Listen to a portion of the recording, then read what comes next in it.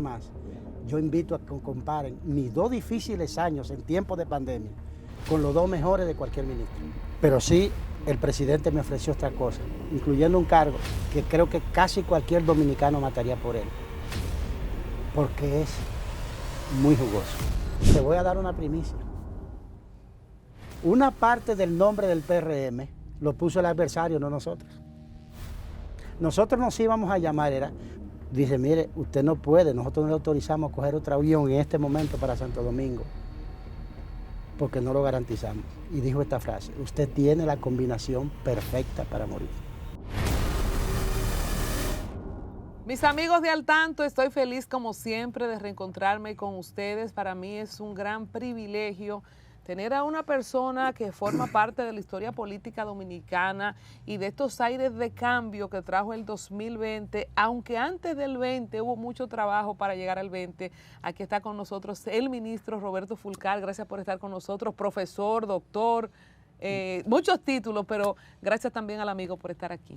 Gracias a ti, Colombia. Quiero confesarme tu seguidor, tu fans. Te admiro, te respeto. Gracias.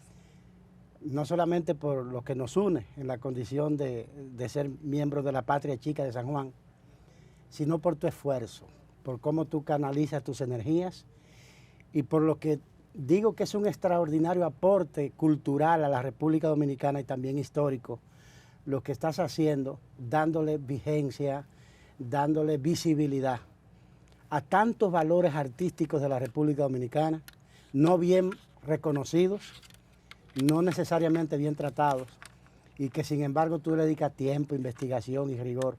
Yo estoy orgulloso de ti, Colombia. Dios te bendiga. Amén. Qué lindo, muchas gracias. Sí, de corazón. Lindo escuchar esas palabras porque a veces hacemos este trabajo y uno se siente atomizado con la vorágine de las redes, las cosas que son populares del momento. Así hay que saber que tenemos esa calidad de público, nos hace sentir pago. Muchas gracias, Fulcar. Tú sabes que yo escribo mucho sobre liderazgo y escribo lo que se llaman ideas fuerza. Y una de mis ideas fuerza sobre liderazgo trascendente, en el ámbito que sea, en este caso en el de ustedes, la comunicación, es hacer siempre lo correcto, aunque no genere aplauso en el momento. Uy, es difícil. No siempre lo que va a trascender va a generar aplausos inmediatamente, pero los tendrá después. Haz lo correcto y no te preocupes por más nada.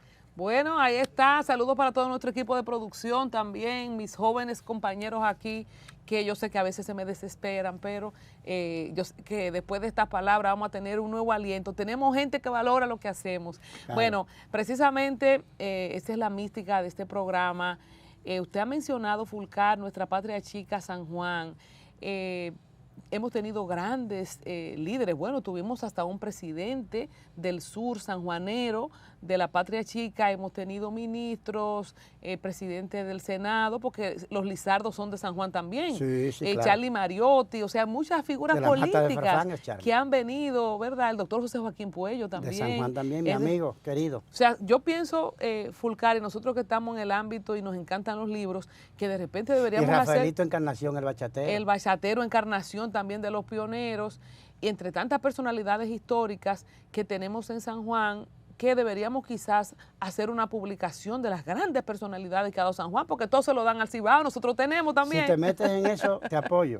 Sí, de verdad. Sí. Yo me pongo yo, wow, pero definitivamente que no es fácil con todas las dificultades que tenemos hasta de distancia, porque por mucho tiempo la capital quedaba muy lejos. Hablemos de esos inicios de Roberto Fulcar como educador, que ha sido educador en distintas etapas del sistema educativo, cómo se forma desde el principio, siente que va a ser profesor, que quiere dar clases.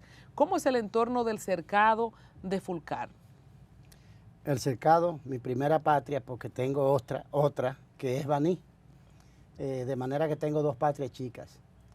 El cercado es uno de los pueblos más hermosos del sur. Yo no he ido al cercado, señores. Con uno de los mejores climas del sur, con uno de los parques más bellos, a donde nunca ha entrado un huracán, esto es historia, porque quedamos en una orografía que nos deja protegidos de los fenómenos de los huracanes, por ejemplo. El cercado es un pueblo de educadores, de guardias y de campesinos. En mi caso, mi padre era un campesino, Dios lo tenga en gloria, murió no hace mucho, y mi madre también, y ellos eran pequeños comerciantes también de tabaco. Y yo me crié en ese campito que se llama La Rancha, que queda exactamente en la división entre el Cercado y las Matas de Farfán. De manera que un poco también las matas me toca. Hice la primaria en mi campo, después me fui al Liceo Luis Guarionés, donde estoy, en el Cercado. Y ahí llegué hasta segundo del bachillerato. Cuando promoví para tercero, andaba una comisión del Ministerio, entonces Secretaría de Educación, reclutando jóvenes, talentos, decían ellos. No digo que yo tuviera talento, pero ellos andaban reclutando talentos para estudiar educación. Y invitaron a un examen. Y yo le dije a un amigo mío, a Jorge Berigüete, ¿y por qué no vamos? Porque él tenía una motocicleta, podíamos ir en ella a San Juan, porque venir de Cercado a San Juan era en caminos rotos, era muy malo. Vamos a examinar. Vinimos, examinamos, se examinaron alrededor de 400 y pasamos a algo menos de 100. Y ahí comenzó mi trabajo con la educación. Ahí viví 2 años internado en San Juan, en la Urania Montaz. Cuando me gradué, no había cumplido los 18 años todavía. Entonces volví al Cercado, me convalidaron asignaturas y entonces también me gradué de bachiller junto con mi cohorte, con el grupo que iba conmigo. Me gradué de 2 cosas a la vez. Yo realmente, en el inicio yo quería ser periodista o sociólogo. Yo amo y respeto y saboreo el buen periodismo. Pero no tenía posibilidad de serlo allá en mi campo. Y entonces estudié educación.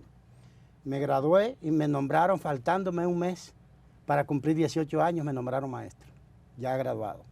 ¿Y cuánto ganaba un maestro en ese tiempo? Mucho dinero. Sí. Oh, Colombia. Cuando yo me gradué, hicieron un aumento salarial el presidente Antonio Guzmán y nos llevó a 135 pesos. Eso era mucho dinero. Un dineral para un muchacho de 18 años. ¿Y qué hizo? Como dirán en San Juan, ¿se llevó una mujer de una vez o esperó? ¿Cómo fue? No, yo de niño tenía muchas inquietudes.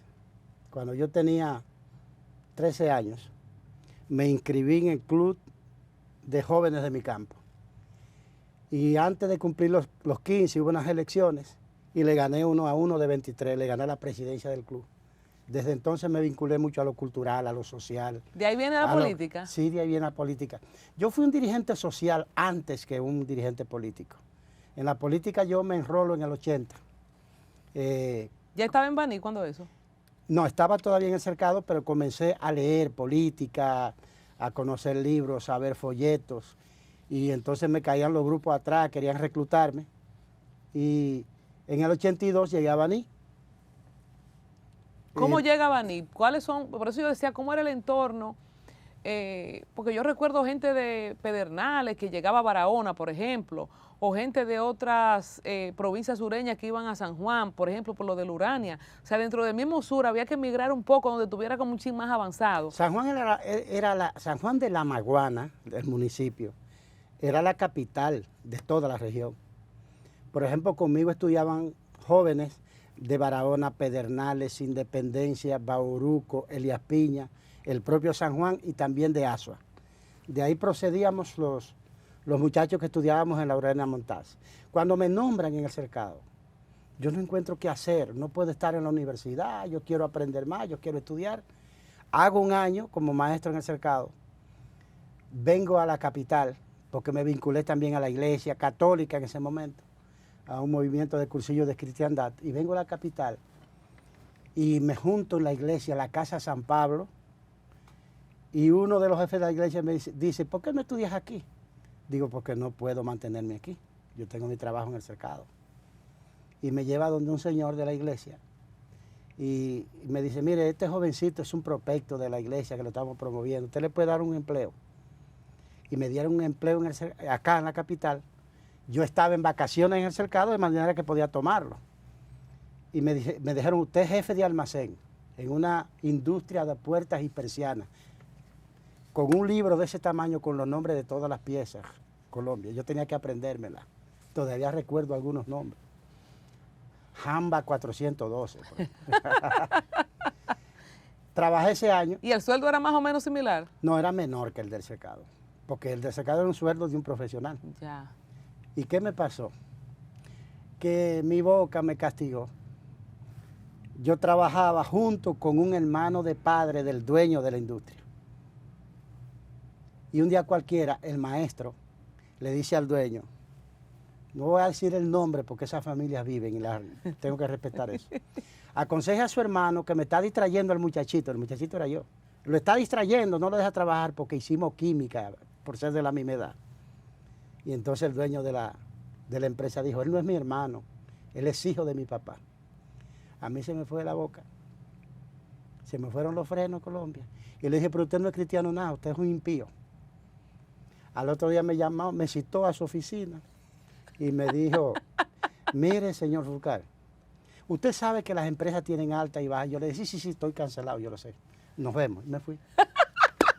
Usted no era fácil. Pero fui yo que me la busqué. Usted no era fácil. ¿Y se fue de nuevo al cercado? Me volví al cercado, terminé el año escolar y entonces en el 82, febrero, vine a Baní porque ahí vivían unos muchachos de mi campo que eran maestros también, amigos míos, y me invitaron a venir porque ya en Baní habían universidades.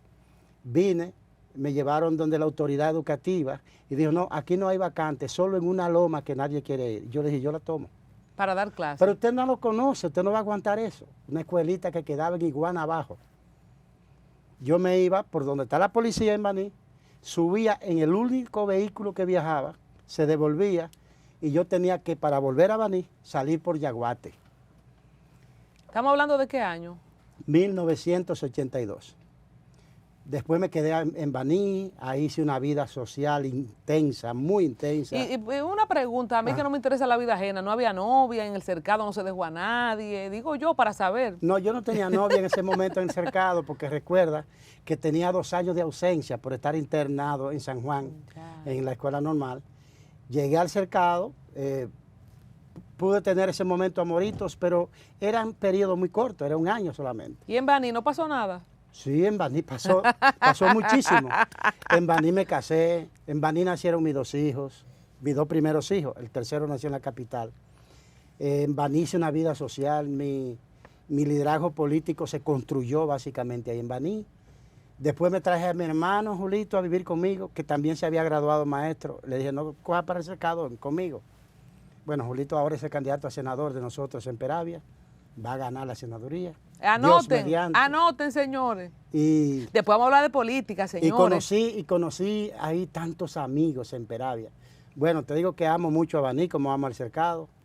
Y soy un enamorado de muchas cosas de Baní. Por ejemplo, una de las cosas que más me impresionó cuando yo llegué era que yo veía a las señoras en la mañana barriendo el tramo de la acera del frente de su casa. De ahí es que viene la idea famosa de que Baní es una ciudad limpia. Y lo ha sido siempre. Y así es la provincia completa. Una comunidad de emprendedores. De la nada producen, generan, crean negocios. ¿Cuántos colmados tú conoces en la capital? Baní lejos todo. Sí. Y allá en Estados Unidos, de hecho, si te vas a referir popularmente a un despachador del colmado y no le sabe el nombre, le dice Baní. ¡Baní! ¿Qué pasa a nivel político cuando usted dice, bueno, ahí crece mi liderazgo? Y es común ver a profesores, bueno, el presidente de la Cámara de Diputados en algún momento, Camacho también, que viene del tema de ser profesor. Hay varios profesores. Sí, Camacho es de Oviedo. Ajá, hay varios profesores Provincia que luego... Pedernales. Camacho estudió junto conmigo en el internado, pero él me llevaba 1 año. ¿En la Urania? Sí, era de una generación anterior a la mía, me llevaba 1 año. ¿Cuál es la vinculación entre los profesores y líderes de esos gremios para el salto a la política? ¿Cómo se da en el caso suyo? ¿Cómo se hace natural? ¿Qué hubo en el contexto de Baní? Y en ese tiempo era el PRD, ¿verdad? Usted estaba de siempre en el PRD. No. ¿Dónde empezó? Yo entré al PRD ya en el 98, 99. Yo me vinculé a grupos pequeños de izquierda. Porque mi primera lucha fue la social. Es en la lucha social donde yo me doy cuenta que nosotros estamos buscando pequeñas gotas de agua para la gente y nos estamos poniendo de espaldas al río. Es decir, comprendí claramente en la lucha social que podíamos lograr pequeñas conquistas y pequeñas reformas, pero que cambios de verdad trascendentes solo se pueden hacer desde el poder. Desde fuera del poder puedes opinar, puedes emprender, puedes generar hechos que sean ejemplos, pero la transformación como totalidad de la nación solo se puede hacer desde posiciones políticas. Y eso me vincula a la política temprano, a las luchas sociales también. En Baní caí preso 2 veces. Sí, ¿por qué? Bueno, por la lucha social, las protestas, la ¿Eran los gobiernos de Balaguer? No. No, yo todavía no. Lo de Balaguer yo estaba en mi campo, muchacho. ¿Y qué había en el gobierno de Salvador Jorge Blanco, que en gloria esté? ¿Recuerda la poblada del 84? O sea, yo ni había nacido, pero he leído. Pero es un hecho histórico. He leído, no lo recuerdo. No, pero obviamente no podía estar, pero es un hecho histórico. Eso generó un músculo a la protesta social. Yo un poco ya estaba liderando eso en Baní, ya yo era dirigente de la Asociación de Profesores. ¿Y sus padres en ese tiempo que estuvo preso, lo vieron? O sea, ¿cómo es el nerviosismo de los padres? Mamá vino y se tiró, donde quiera que yo estaba. No importa donde yo estuviera, en qué circunstancia. Mi mamá venía a verme. Nosotros éramos almas gemelas, uno solo. Sentíamos igual, pensábamos igual. Cuando yo estaba, por ejemplo, en la Urania Montaz, ¿tú sabes lo que hacía mamá? Mataba un animal, lo cocinaba y compraba 2 sacos de pan y los llenaba de carne para ir a llevar panes rellenos de carne, para darle, pero no a mí, a todos los de la escuela. Wow. De manera que cuando ella llegaba, nomás decían, llegó la doña de Roberto, nos salvamos. Y ella vino a verme. Y yo nunca olvido que salió una información, porque allanaron mi casa, y salió una información en un periódico, y llevaron un recorte de ese periódico allá a mi campo. Y tú sabes que, en vez de la gente lamentarse en mi campo de que me pasó eso, ¿tú sabes qué era lo que le decía? Ese hijo de Mongo va a llegar lejos, señor. Ese muchacho es rico, hasta sale en los periódicos. Es rico, hasta sale en los periódicos. Ay, ¡qué hazaña! Y lo llevaban el papelito de casa en casa, mostrándolo. Mira, ¿Y por mira. qué lo allanaron? Por una protesta que estábamos organizando, y yo era el coordinador, para prevenir la protesta. ¿Se hace natural el camino de los movimientos de izquierda al PRD? ¿Qué hay en el PRD del 98 cuando Fulcar entra al PRD? Mira, históricamente, en la política dominicana, el Partido Revolucionario Dominicano y especialmente el doctor José Francisco Peña Gómez tuvo un vínculo muy cercano con los grupos de izquierda. Él era una persona de pensamiento definitivamente progresista, era un demócrata, un luchador por los derechos. Y había esa relación entre ellos. Yo entro a la política, como te dije, me vinculo un poco a la política a partir del 80 y llegué a ser dirigente nacional de la ADP. Y él le decía a doña Ibelice Pras de Pérez, yo quisiera tener en mi partido un muchacho como ese, decía él con su talento, que no los tengo, es un halago para mí merecido, pero él veía en mis cosas, talentos, y le decía a doña Ibelice, mira a ver si ese muchacho viene en algún momento.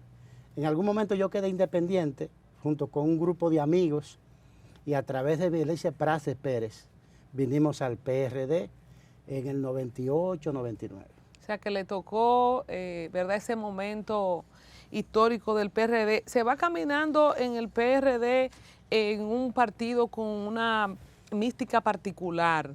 La bienvenida es natural. ¿Cómo va el joven Fulcar ganándose espacio en el PRD de entonces?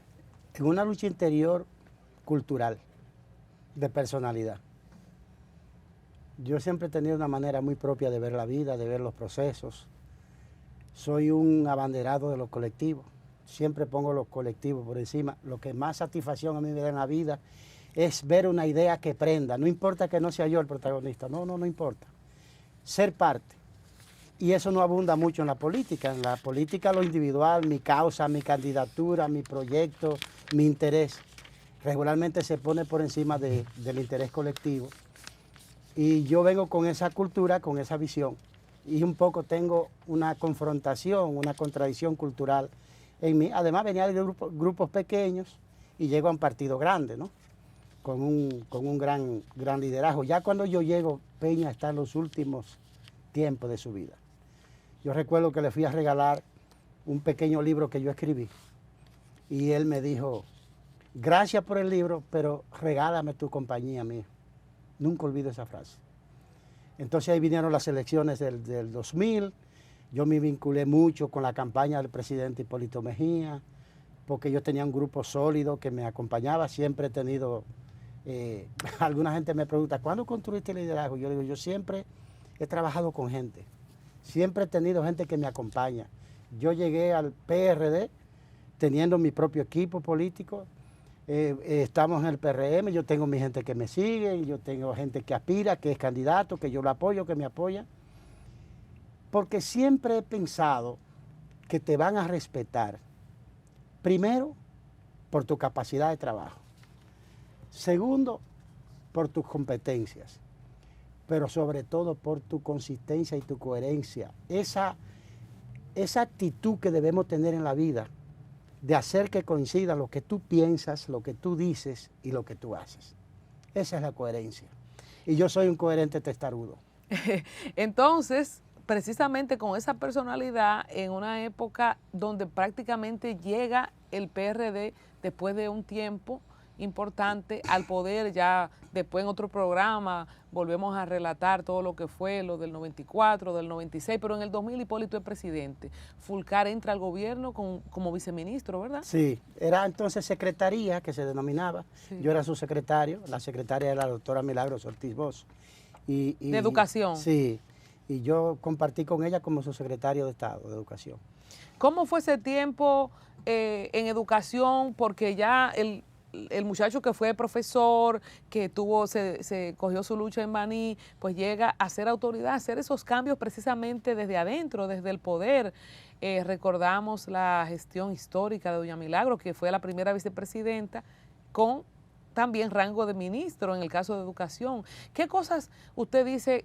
Nosotros hicimos así breve, porque no una rendición de cuentas, como algo que usted se sintió bien, pude hacer un cambio en el sistema que yo conozco desde abajo.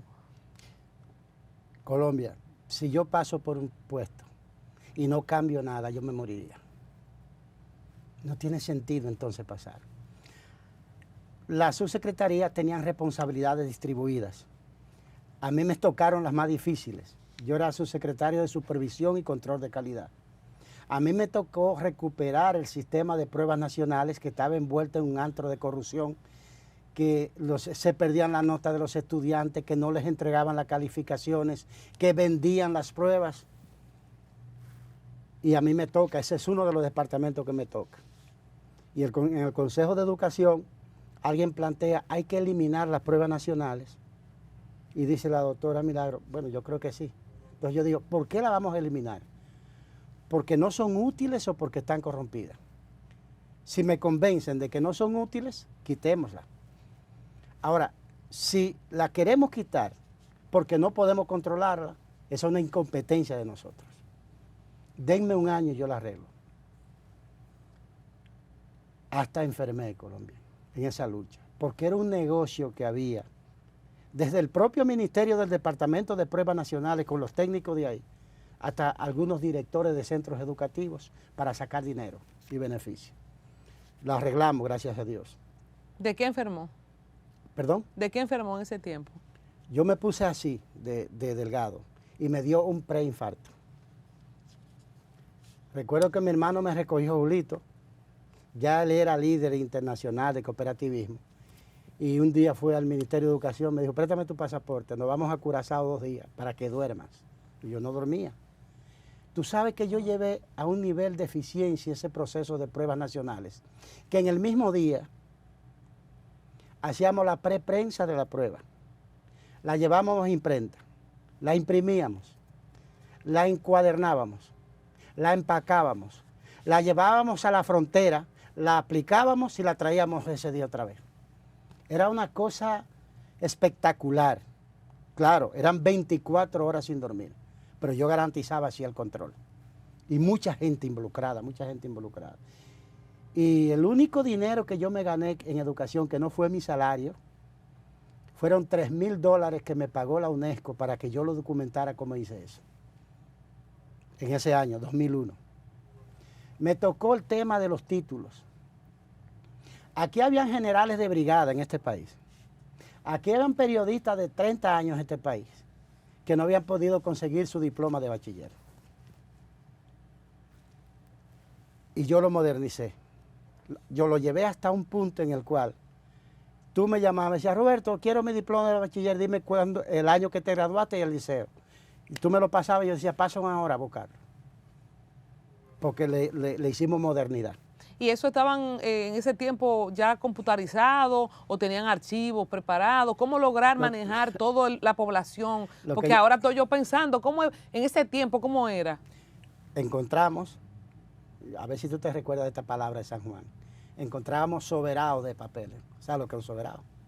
Donde mamá y papá ponían las cosas encima en una tabla elevada para que no lo alcanzaran los ratones. Sí, pero parece que en el cercado, allí en Loma Verde, donde yo me crié, no le decían así.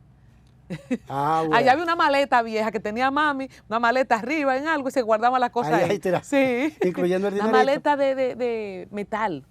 No sé si sí. Una maleta de metal. Normalmente de colores. Ajá. Roja, amarilla. Sí, roja era roja. Una maleta roja de aluminio, sí. Bueno, me tocó eso también. Me tocó el tema de los colegios privados, porque la gran mayoría de los colegios de los barrios no estaban registrados, no estaban legalizados.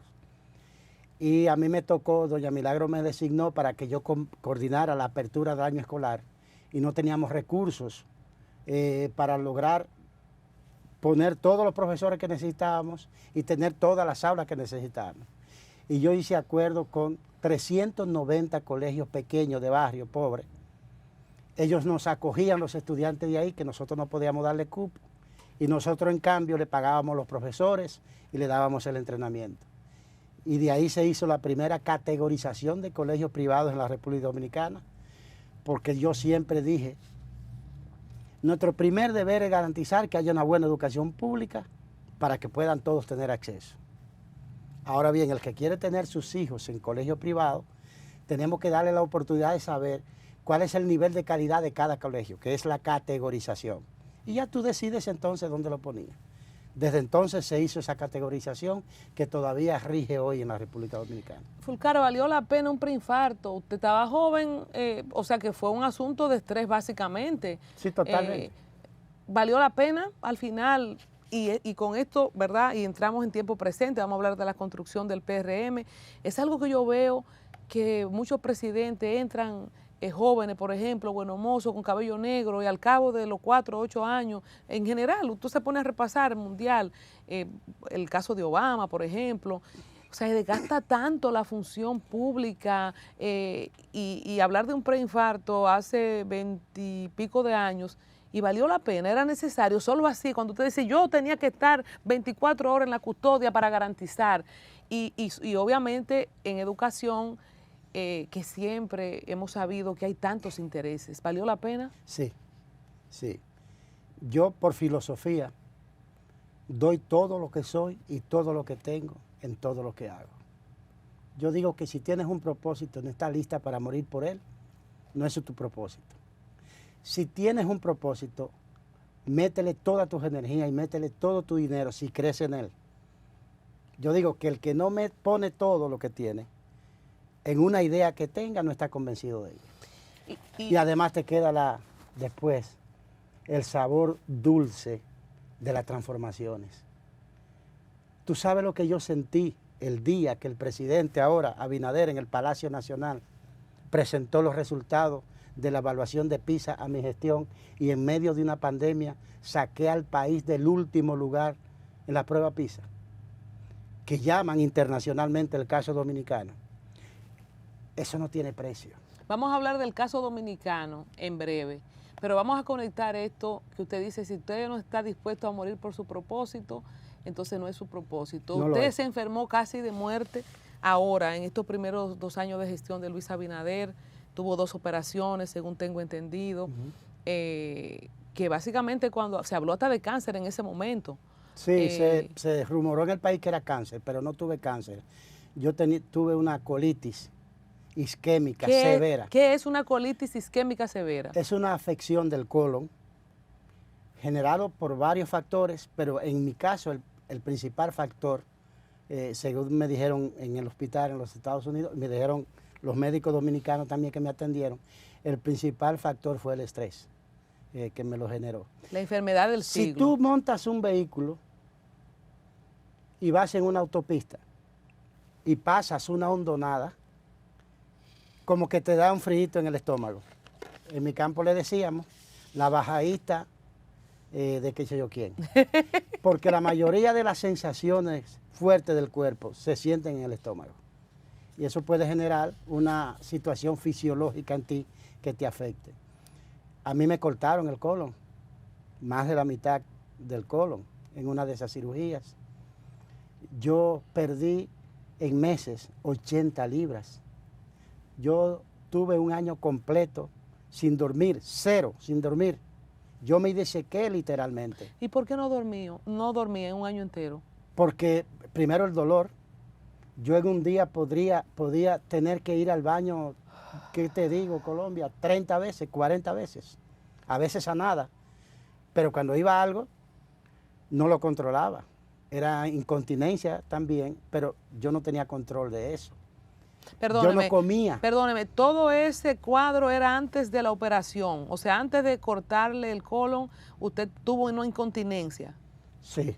O sea, eso es vamos a decir, el síntoma de la colitis, porque quizás podemos instruir a alguien que tenga o principio esté en la condición y no lo sepa.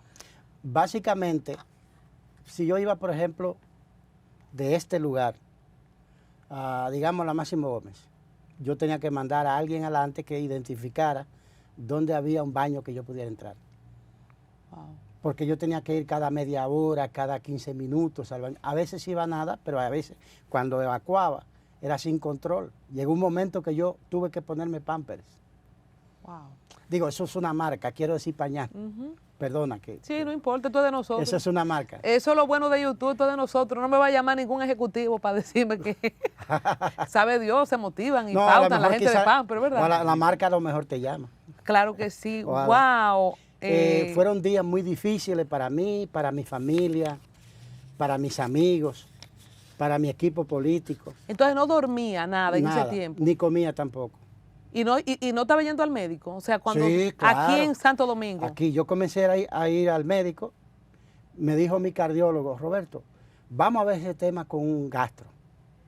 Y me buscó una doctora que me atendió, luego me hicieron una colonoscopía y para colmo me perforaron.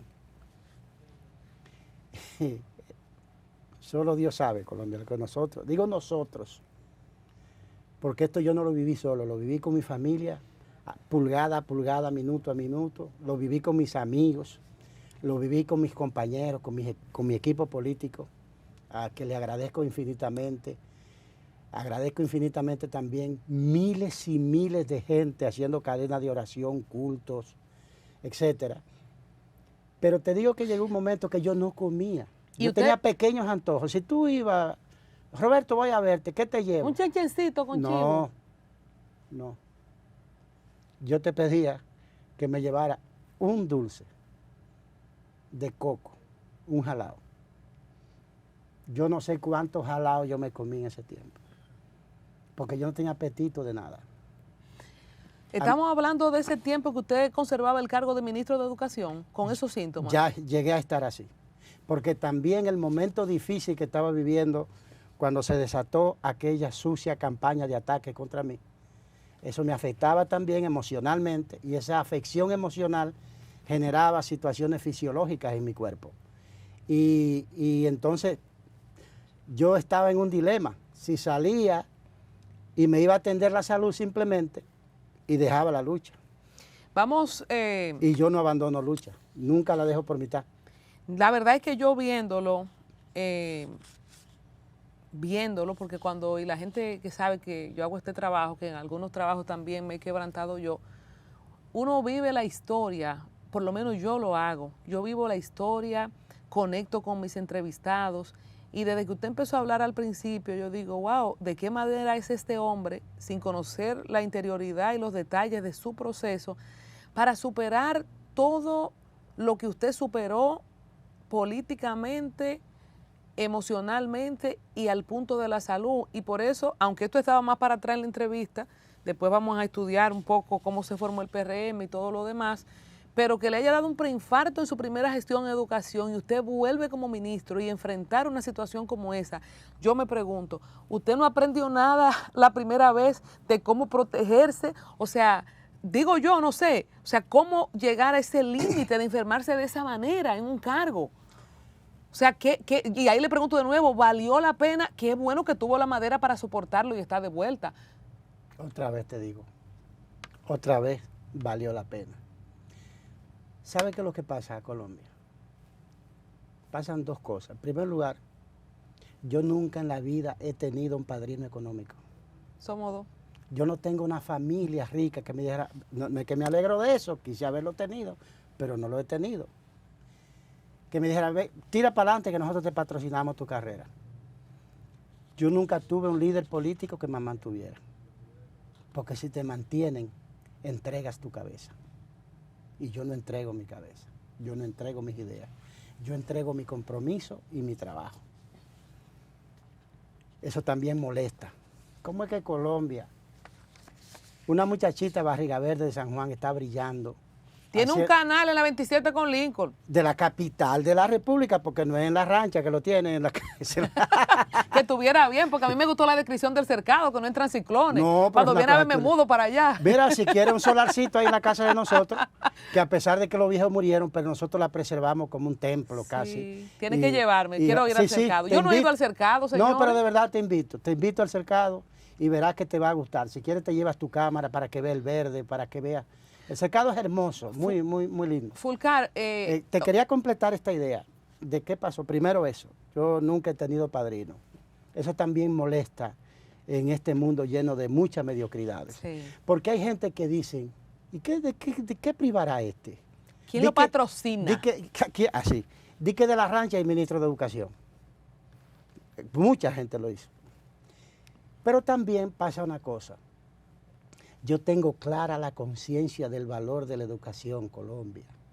Los que vienen de donde tú y yo venimos, solo tienen una manera ética y limpia de tener movilidad social, crecer y desarrollarse, que es la educación. No hay otra. Si yo no hubiese estudiado, estuviera como agricultor en mi casa o como guardia, que eran las únicas dos oportunidades que teníamos.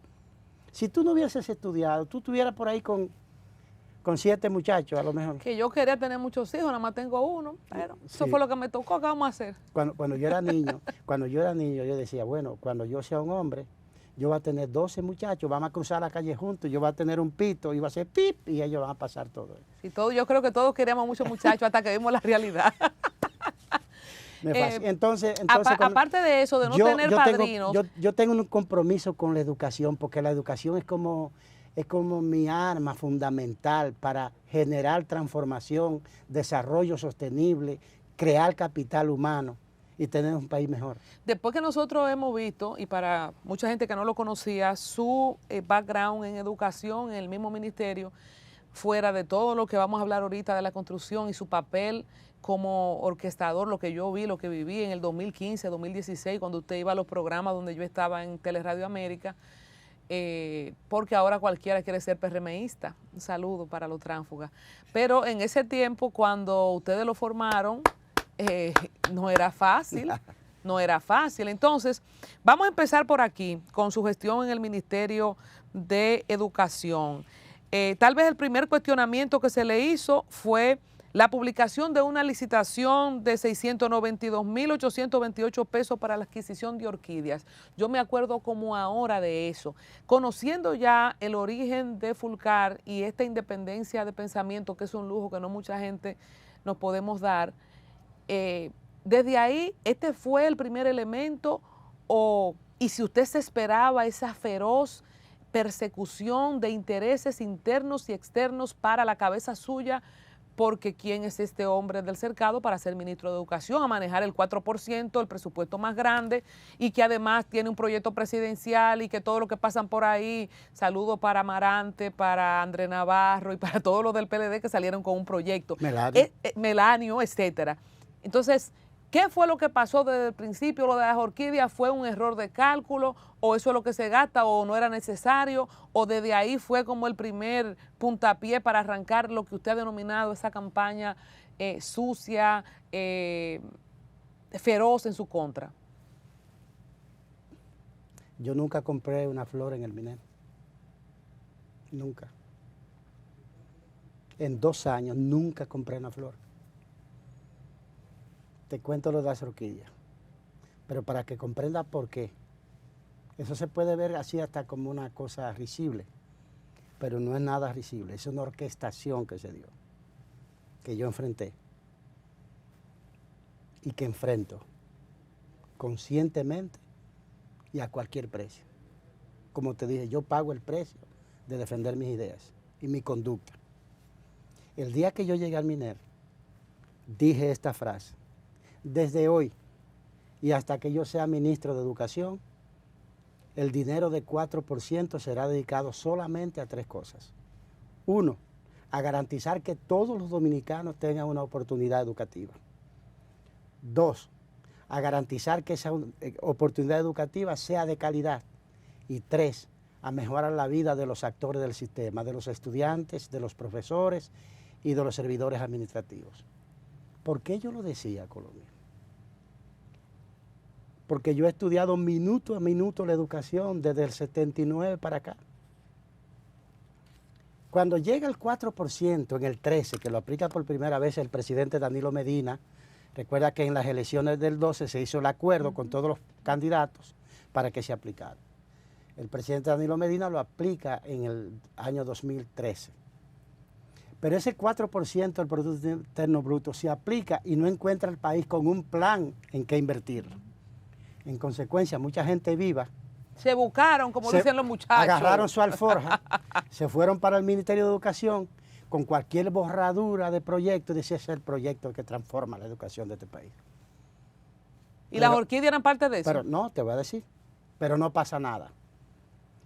Cuando yo llego al Ministerio de Educación, hago revista de los temas administrativos, encuentro una deuda de 17.000 millones, a los 6 meses he pagado 16.000 y 1.000 no se habían pagado porque eran lo que el presidente denominó el nudo legal, que eran obras cuyo cuadre de gastos había superado el nivel que dice la ley de compras y contrataciones.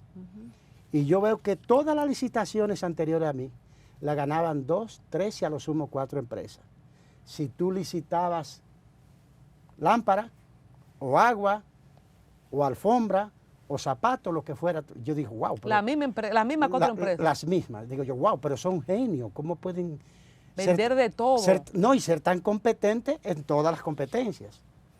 En mi primer proceso de licitación quedaron adjudicadas 159 empresas. Ese día, en esa semana, 5 empresarios en un restaurante de la capital juraron invertir lo que sea para hacerme saltar del cargo, incluyendo un legislador, empresario. Que usted tiene esos datos, ¿de quiénes son? Al detalle. Iniciales, decían los árabes, usted que le gusta el humor, diga las iniciales aunque sea. Wow, los árabes. Los árabes, ¿se acuerda? Sí. Iniciales. Porque entonces, ¿cuáles eran? No, yo te doy una pista muy cómoda. Simplemente pregunta al MINER, antes de mí, las últimas 7 licitaciones, ¿quiénes las ganaron? Ahí están. Señores, pero un paréntesis. Las cosas, miren cómo es este país, eso es lo que me da cuerda. Y yo todavía me pregunto si la sangre de Sánchez valió la pena. O sea, nosotros denunciamos cosas que son fácticas, o sea, son hechos palpables. Porque busquemos verdaderamente quiénes eran las empresas que ganaban todo en educación. O sea, cómo en posiciones puntuales, ¿qué pasó en la cárcel de la Victoria con la coronela que pusieron? Cuando una persona llega a un sitio a enderezar lo que hay, que yo no tengo que defenderlo porque en su tiempo de ministro no lo vi, porque usted sabe que usted estaba muy ocupado y yo también tengo mis ocupaciones. Pero diles que tú nunca pediste verme. Sí, es así, por eso. O sea, que no estoy diciendo nada de eso porque el teléfono que tengo es el de hace 20 años y no me lo toma nadie, yo lo respondo. Pero que yo no le tengo que tumbar polvo porque yo ni lo vi en el tiempo que usted fue ministro. No, pero nunca, ¿por qué nunca saltó? Verifiquen eso. O sea, y esto es un país tan ¿por qué tremendo? de 2 o 3 a 159 cuando se licitó bajo mi gestión? A mí me tocaba ser presidente del comité de compras por mi condición de ministro. Bueno, pues yo decliné en otra persona.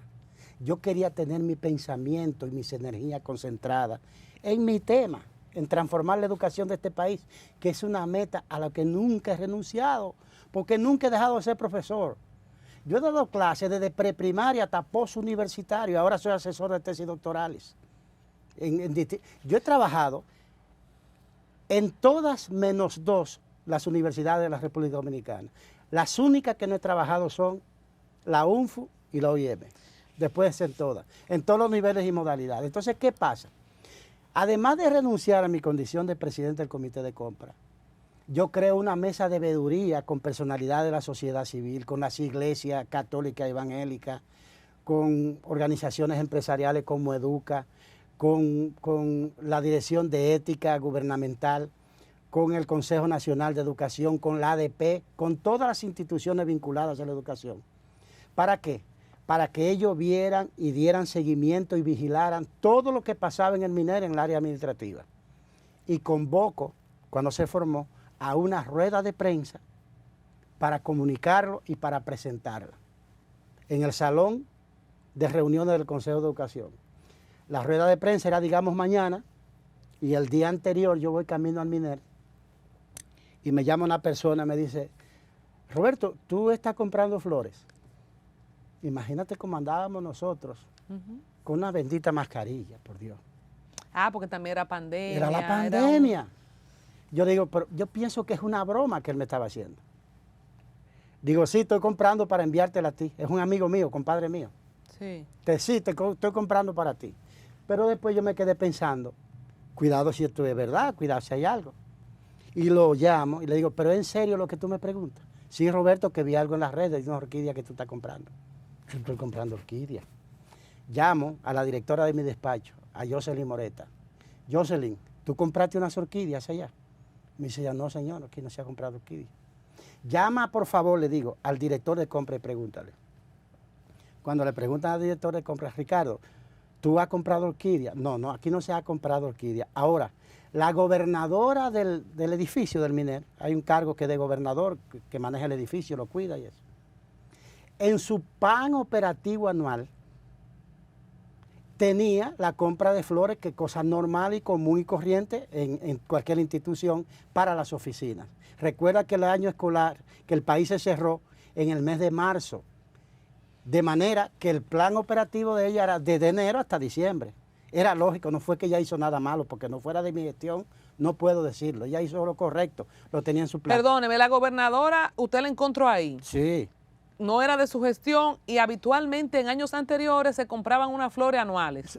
Sí, regularmente. Regularmente. En años normales. Cuando se llegó el tiempo del ciclo de ejecución, eso salió automático. Exacto, y ella hace la solicitud normalmente a la dirección de compras que por favor le suba al portal de compras eso, y él revisa que efectivamente está en su plan operativo anual, que está en su plan de compra, y él sube la solicitud de propuestas para eso. ¿Y quién la vendía las orquídeas? ¿La misma 3 empresas que hablamos? ¿También vendía orquídeas? No lo sé, porque no nosotros no compramos.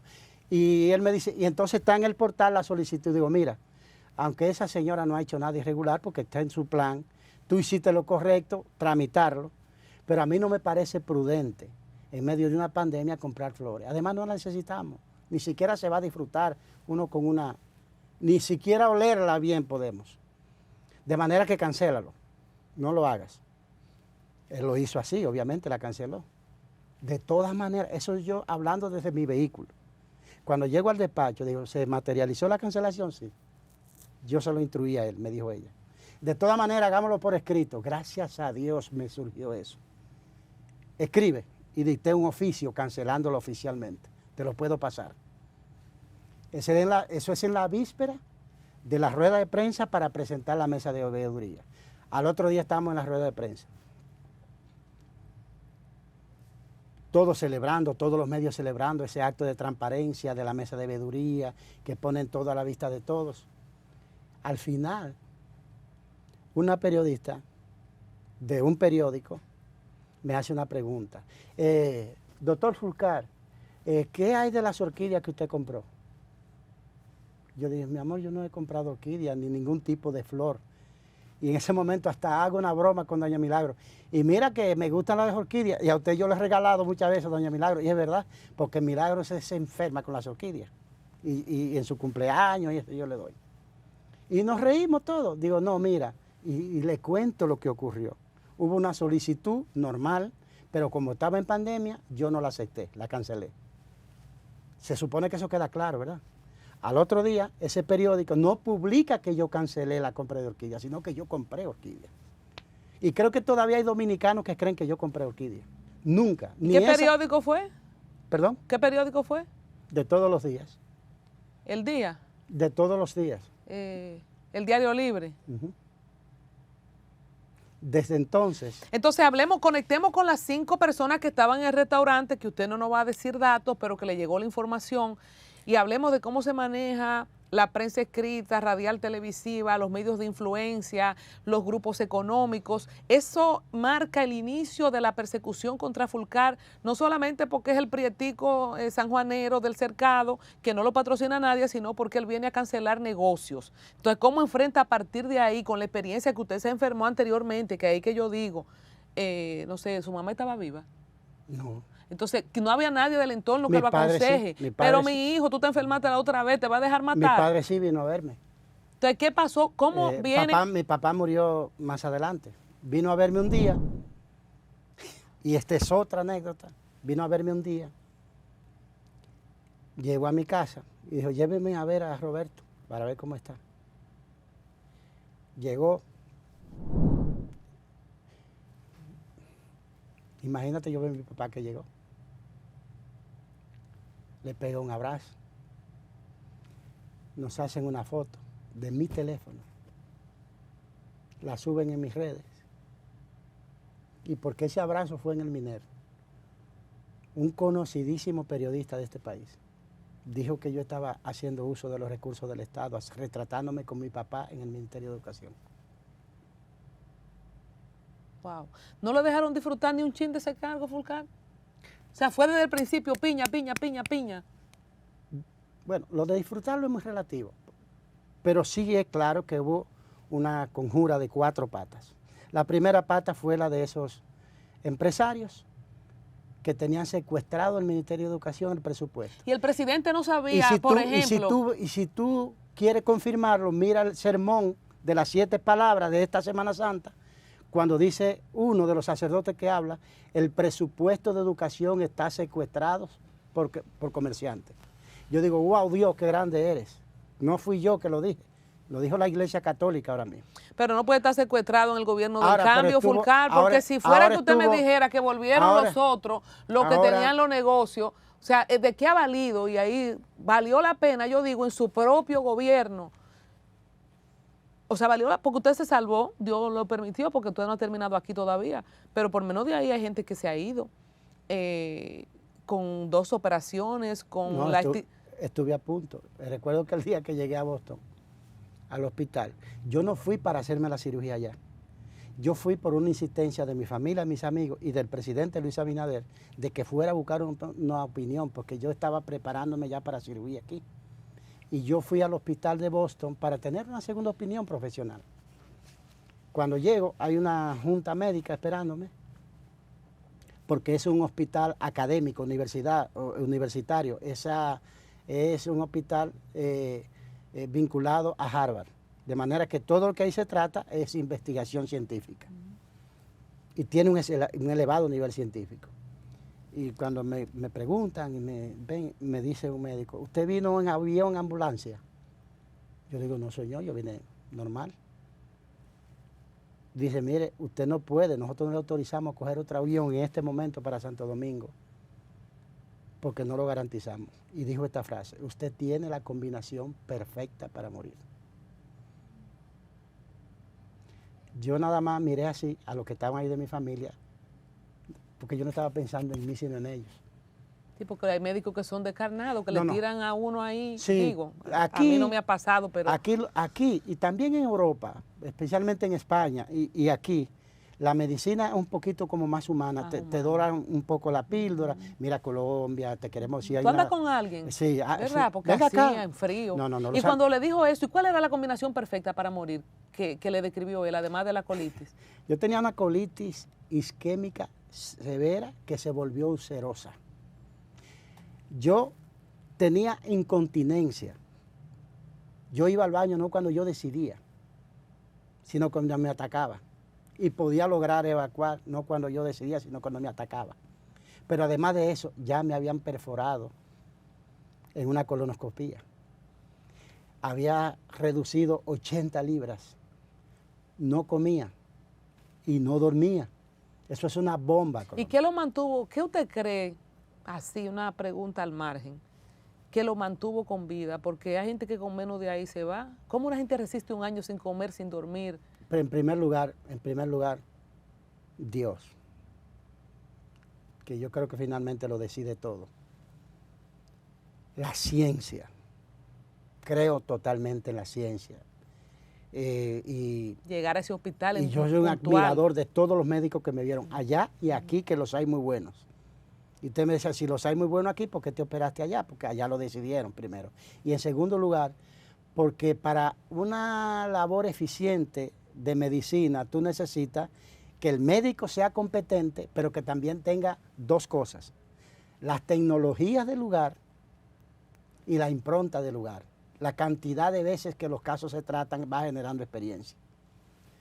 De manera que Dios, la ciencia, la solidaridad de la gente. Y una voluntad que usted tiene también. Y yo soy, entonces, yo no me ablando. Muchos amigos míos iban a verme. Voy ahí a darle fuerza a Roberto, a consolarlo. Y yo tenía que secarle las lágrimas. Se fajaban a llorar. Y yo decía, mira, yo no me voy a morir, espérate, tranquilo, para adelante, deme una taza de café. Fulcar, en ese momento, si mal no recuerdo, se manejó aquí, yo creo que su hermano Julito dio unas declaraciones, porque se manejó que usted se había escapado, que a usted le iban a hacer un proceso, que usted se fue huyendo para Estados Unidos, que no era mentira, que venga a dar la cara. De hecho, haciendo este programa, ahora que agradezco la sinceridad de sus palabras y que sirva también, como nosotros procuramos, ser un programa didáctico, que la gente aprenda, que sepa si tiene un síntoma, que sepa lo que es el estrés, qué es la salud mental, la presión social. Pero mucha gente dijo muchas cosas y quizá viendo esta entrevista mucha gente dirá otras. En ese momento, aparte de, no sé si usted manejó la información aquí o si usted estaba en una condición que lo aislaron, ¿usted se dio cuenta de todo ese revolú que se armó con la salida suya al médico? No, yo no me estaba dando cuenta porque a mí me quitaron la computadora y también el teléfono y no veía televisión nacional. Yo apenas veía series de Netflix. Recuerdo que un día le dije a mi hija, Neferti, ponme algo, hay una película o una serie para embullarme.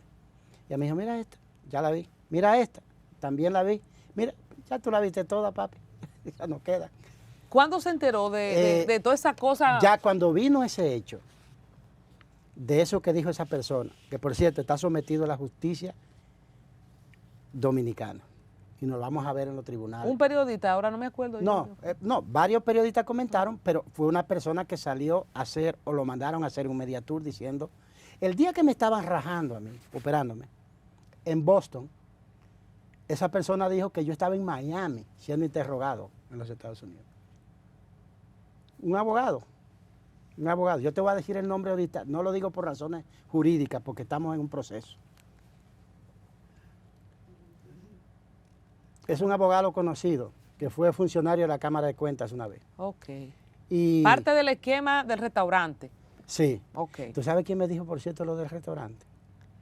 Por eso es que yo vivo contento de ser como soy. Es decir, yo llego aquí, yo no hago, tú viste, yo no hice diferencia entre tú, el camarógrafo, la del café. Somos todos seres humanos iguales. Y si yo voy a un restaurante, mis primeros amigos son los servidores. Y uno de esos, un día cualquiera, él me lo recordó después. Yo fui a ese restaurante con un amigo extranjero, por cierto, de la universidad con la que yo trabajo. Lo llevé a comer a ese restaurante. Y él se me acercó porque tenía un problema. Hacían como 7 años. Era un problema de una niña y yo se lo solucioné. Pero yo no me recordaba de eso. Cuando él me llama, doctor, yo quiero verlo, quiero decirle algo. Oh, ¿y dónde tú estás? En el mismo restaurante. Pero me urge verlo, hay un tema. Fue donde mí lo recibí y me dijo, mira, en la mesa tal de este restaurante están sentados ahí fulano, ahí fulano, ahí fulano, ahí fulano, ahí fulano. Y juraron invertir lo que sea, dicen ellos, para hacerlo saltar del cargo, porque si no, ellos no van a volver a controlar el Ministerio de Educación. ¿Y eso fue usted entrando al Ministerio de Educación? Eso era como a los 3 meses. Fulcari, ¿usted cómo no se preparó si ya estaba advertido? El presidente, que le Pero quería yo me preguntar preparé, ahorita. Pero yo me preparé. ¿Sabes qué? A pesar de la más copiosa, abrumadora, sucia, mentirosa y costosa campaña montada de rumores, porque eran ruidos nada más, como la ciguapa, que todos hablan de ella como que se la han visto, pero nunca nadie la ha visto. Que es la leyenda campesina y un poco urbana ya. Pero yo vencí Colombia. Sacamos al país del último lugar de PISA. ¿Qué fue lo que yo perdí? Dos cosas perdí. Su salud, Primero mi casi salud, la vida. casi la vida, y el cargo. Pero a mí no me importa cargo. Mi problema no es el Ministerio de Educación, mi problema es la educación. Hay una diferencia clara en eso, Colombia. Vamos a meter al presidente, mi amigo, el presidente Luis Abinader. Al final, ¿cede ante las presiones o es por su salud? ¿Qué se cuece al final? Y sabemos de los grandes intereses, estamos hablando de cientos de millones, de miles de millones que maneja el Ministerio de Educación. La salida suya, ¿cómo se da? ¿Cómo se lo comunican? Se pudo haber cambiado de ministerio. Yo oí una vez, corríjame usted, que se le propuso quizás medio ambiente, que teníamos el tema con la desgracia que pasó. Hubo un tema también para buscarle bajadero político, porque sabemos que esto es un conjunto, por más de izquierda que seamos.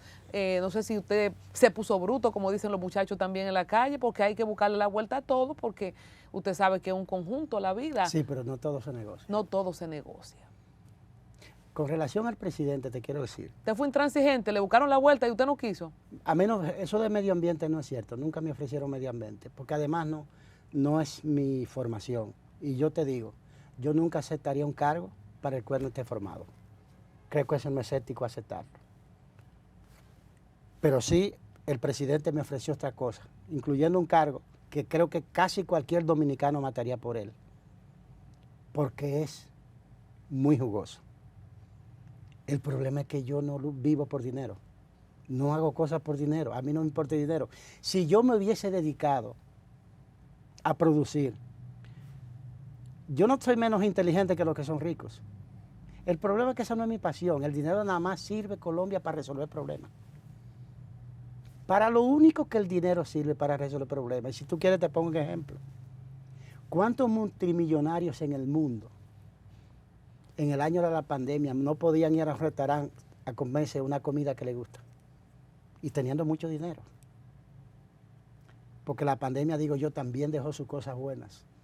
Nos enseñó a valorar qué es lo que realmente importa en la vida, que somos las personas. Algunos, hay gente que le pasó por arriba la pandemia, que hay gente que no aprendió nada. Creo que Ana Belén dijo que la pandemia iba a ser bueno a los buenos y más idiota a los idiotas. Ah, no la escuché. Sí, Ana Belén de España.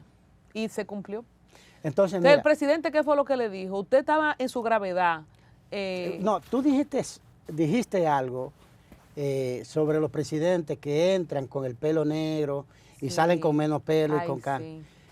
Cada minuto de un presidente es una administración de estrés. Ese es un carguito complicado, Colombia. Que a muchos le encanta. Pero es complicado, no te lo digo muy, muy seriamente. Y yo te quiero decir que Luis Abinader y yo tenemos una relación de amistad, de compañeros, de mucho respeto, eso sí, entre ambos. Yo trato de tener un comportamiento que motive a los demás a respetarme. ¿Cómo usted supo de la destitución de educación? Bueno, No, él me escribió, él me llamó y me dijo, ya, porque él es muy comunicado. Y él, por ejemplo, le llegan los informes de los rumores, de la bulla, de las cosas, y él me lo comunicaba, me lo compartía. Él sabía ya de mi estado también, avanzado, de insalubridad, de mi situación de salud. Él lo conocía también, como lo conocía mi familia. ¿Pero fue por cuidar su salud o por la presión? Usted habló de periódicos, de periodistas, usted ha citado medios. ¿Hubo quizás una falta de manejo suyo al tema comunicacional por su propia personalidad? Usted sabe que, sin acusar a nadie, yo también tengo un canal de televisión, yo soy comunicadora, pero aquí todos sabemos cómo se arman los grupos de blindaje para manejar temas, posicionar temas. ¿Usted se dio cuenta de un rechazo ¿era real ese rechazo colectivo o era una cosa mediática o era de su mismo agente del PRM porque se dijo que usted tenía un proyecto político, un hombre que armó el PRM, que viene desde toda la lucha de los profesores con un gran liderazgo, maneja el presupuesto más grande en el PRM, todo el mundo aspira ahora para el 24, ustedes lo saben. Entonces, desde el principio, ahí le hago un conjunto de ingredientes para analizar lo que pasó. Muy interesante, Colombia. Yo te dije que era una mesa de 4 patas. Empresarios. La primera pata fue los que controlaban antes de yo llegar el presupuesto del MINER, que vieron una amenaza en mi gestión, que no iba a poder ser así. No es que ellos salían del MINER, ellos ganaban, pero ya no lo ganaban todo. Eso digamos que se democratizó en apego irrestricto a la ley. Incluso hubo uno que llevó al ministerio, no sé si lo recuerda, a la Dirección de Compras y Contrataciones y le dieron ganancia de causa. Dijeron, ustedes tienen razón. Y oye cómo fue. En una licitación, con un solo pliego, en el mismo pliego, ellos ganan un lote y no ganan el otro. Y dice que la licitación estaba incorrecta para el lote que perdieron, pero correcta para el que ganaron. Como si de este vaso de agua pudiera haber medio vaso de agua dulce y medio vaso de agua salada. Absurdo totalmente. Y compra y contrataciones le dio ganancia de causa. ¿Y quién estaba a favor suyo del gobierno? Porque quizá todos estaban contra usted. No, jamás, para nada, para nada. No. Se cuentan con los dedos lo que pudieran actuar contra mí. ¿Por qué compras y contrataciones le da a ese absurdo ganancia de causa? Porque tenían una conexión con política, ideológica, social. Y entonces yo me junto con el señor director de compra y digo, mira, estás equivocado, esto se ha hecho en apego a la ley. Le reúno al comité de compra, explíquele. No, reconsidéralo, no. ¿Y tú quieres ver a un tribunal? Digo, pues bien, para adelante. Fui al tribunal y le gané 6 sentencias. Ese tribunal dijo, no yo, que yo lo hice bien. Correcto. Yo te aseguro a ti, mi querida Colombia, que voltean como han hecho, con la pata para arriba, 1.000.000 de veces mis 2 años en MINER y no encuentran una gota que manche mi gestión. Es más, yo invito a que comparen mis 2 difíciles años en tiempo de pandemia con los 2 mejores de cualquier ministro. ¿Cómo queda Además, déjame poner mi chin comparón por un minuto, lo que nunca tengo. ¿Cómo pueden borrar de la historia que sacamos el país del último lugar de PISA?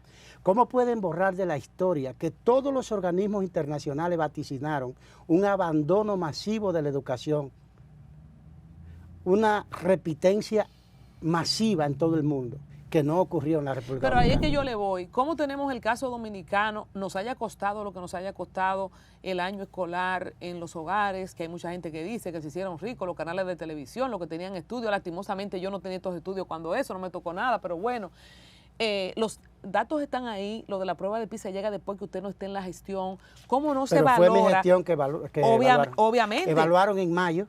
Pero mire, si se pudiera volver para atrás, yo lo he dicho en mis programas aquí en Una Nueva Mañana, yo creo que deberíamos contratarlo de nuevo, nombrarlo de nuevo a usted como ministro, porque después que usted no estaba y que se dijo todo lo que se dijo, llegaron los resultados de PISA, tenemos la dicha de haber salvado el año escolar en pandemia, con lo que incluye la salud mental de los padres, de los hijos. Señores, quizá en muchos años vamos a dimensionar lo que fue poder tener hábil esos 2 años de pandemia, que nosotros pudimos hacerlo con el costo que sea. ¿Cómo queda en la mente y en la estela de mucha gente? Como usted dice, hay gente que todavía cree que yo compré orquídea. ¿Cómo se construye un recuento para perjudicar su imagen, que yo pienso que ha sido certificada con una destitución de parte de su gobierno, con un ministerio sin cartera, con tanto descabezado que tiene este gobierno en funciones? O sea, yo pienso que es injusto, quizá no soy quien para hacer ese juicio, no solo por su trabajo en los resultados que usted acaba de decir, por toda su impronta política, que usted esté como ministro sin cartera, que usted no tenga un proceso porque que lo sometan, como mucha gente dice, ¿dónde está el sometimiento de Fulcar? O sea, al final, todo lo que se armó en esa mesa de 4 patas, que le faltan patas, usted la dirá, lo está certificando su propio gobierno. No. Lo que pasa es que yo soy un sujeto raro, singular, extraño. Yo soy una construcción propia, Colombia. Mi liderazgo se ha construido como se forja el hierro, golpe a golpe, minuto a minuto, pulgada por pulgada, terreno por terreno. Y por eso hoy no tengo presupuesto, no tengo nómina pública. Y hoy mi liderazgo es 5 veces lo que era cuando yo era ministro de Educación. Y el que quiera que vaya a examine los resultados de las elecciones municipales. Pregunta en tu región. Vamos a hablar de mi región ahora. Saludo para Félix Bautista, que no está seguro, pero vamos a hablar de eso ahora. Cuando hablamos de soportar, ¿usted nunca pensó en irse del PRM con lo que le pasó? Porque por más bonito que lo pongamos, no fue bonito. Usted se enfermó, sabemos aquí lo que se maneja de campaña sucia, a usted lo destituyeron. Espero que Luis Abinader gane de nuevo y puedan restituirlo o resarcirlo, pero en efecto no fue bonito. ¿Usted no ha pensado, no, me voy del PRM, porque por menos de ahí hay gente que se ha ido? Yo no huyo. Conmigo hay que resolver en el terreno. ¿Tú sabes por qué? Porque tampoco lo que soy en el PRM nadie me lo dio. Lo construí yo. Yo mantengo mi carrera. Yo nunca he vivido de gobierno. Yo nunca he vivido de la política. A mí nunca nadie me ha mantenido.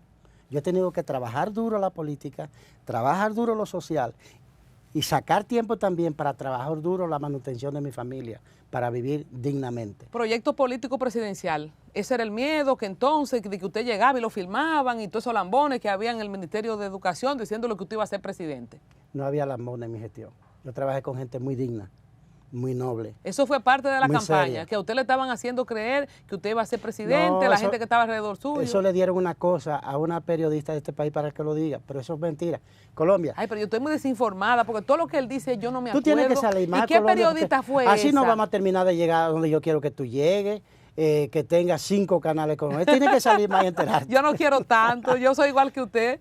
Mira, si Colombia, yo quisiera mucho dinero también como los otros, si eso fuera lo que yo persiguiera, yo también lo tuviera. Yo sé que nunca te voy a ver en eso. Dios me libre. Yo nada más quiero lo que Dios me dé. Así mismo. Y lo que tú construyas con tu sudor. Entonces nunca hubo proyecto presidencial de que, mire, Abinader, ese hombre le va a hacer competencia después. No, el presidente no, ninguna cosa. Él se reía de eso.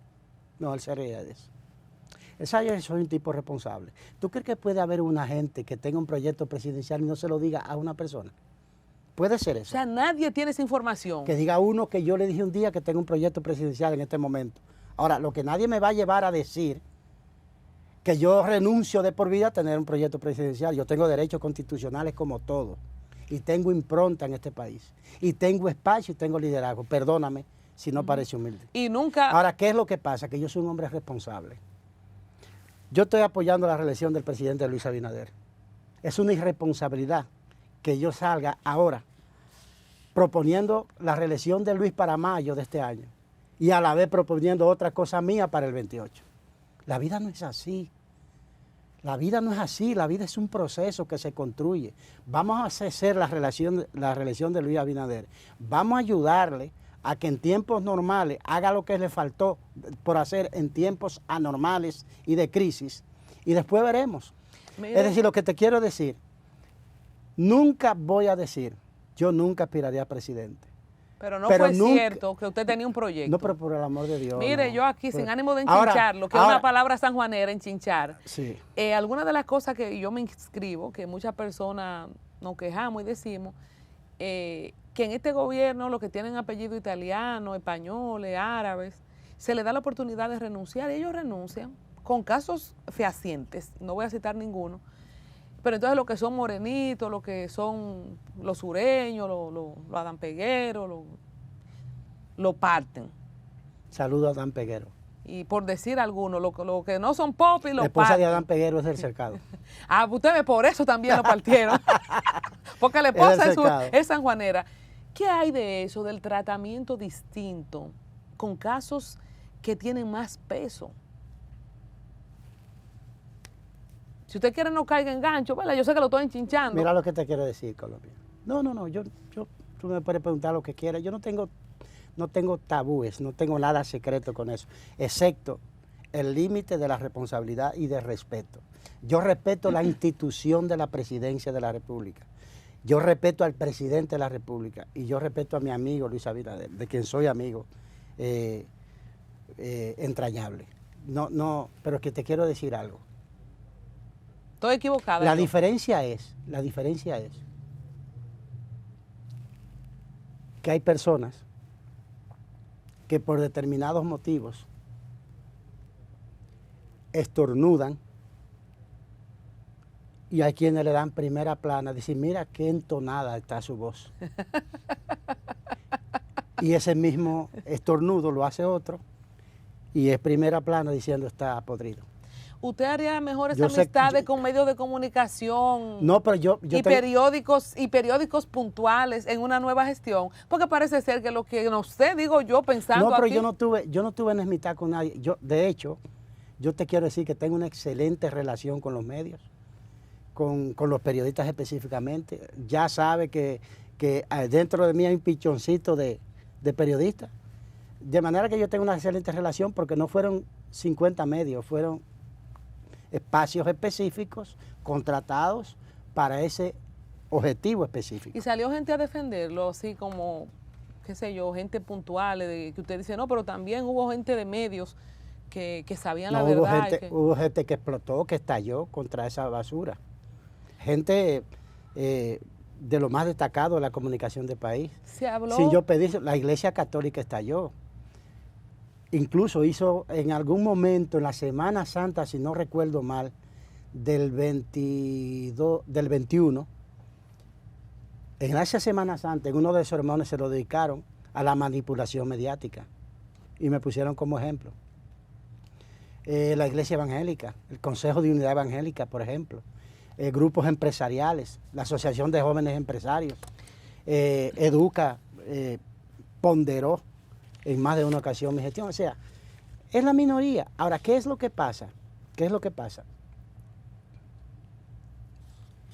Que con la maldad pasa como con la brisa. Cuando hay brisa, lo que sube no es lo que pesa, sino lo liviano, la basura. Si aquí se arma una brisa en este momento, ninguna piedra va a subir. Hay mucha brisa en estos días. Van a subir las hojarascas. ¿Tú me comprendes? Sí. Entonces yo estoy desprovisto de eso como de apego a un cargo. Yo no tengo un problema con eso. Mi lucha por la educación no se detiene. Estoy escribiendo, de hecho, ahora sobre educación y este año, Dios mediante, te invitaré a la puesta en circulación de mi libro, Educación para Vivir Mejor, que es el modelo que inicié en el Ministerio de Educación. Fulcar, eso es lo que cuenta Colombia. Habiendo usted sido jefe de campaña de Luis Abinader en las elecciones del 16, del 20 también, ¿verdad? Habiendo sido lo que se llama el armador del PRM, ojalá que nos dé 5 minutos aunque sea para hablar de eso.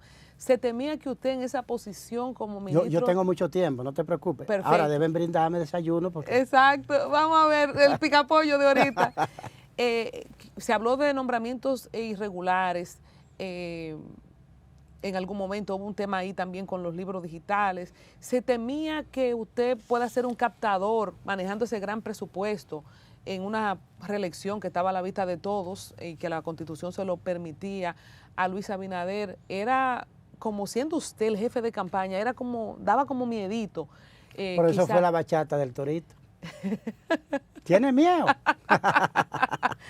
No, hombre, es una concepción que aquí es errada de la política. Hay gente que... Es el que va a buscar los cuartos, es el que va a resolver. Sí, exacto. Hay gente que piensa que por tener dinero ya puede ser presidente de la República o por administrar dinero. Eso no es así. Eso no es así. Si hubiese sido así, ¿quién fue el que más dinero gastó en la campaña del 20? Gonzalo. Gonzalo Castillo, y no pudo ser presidente.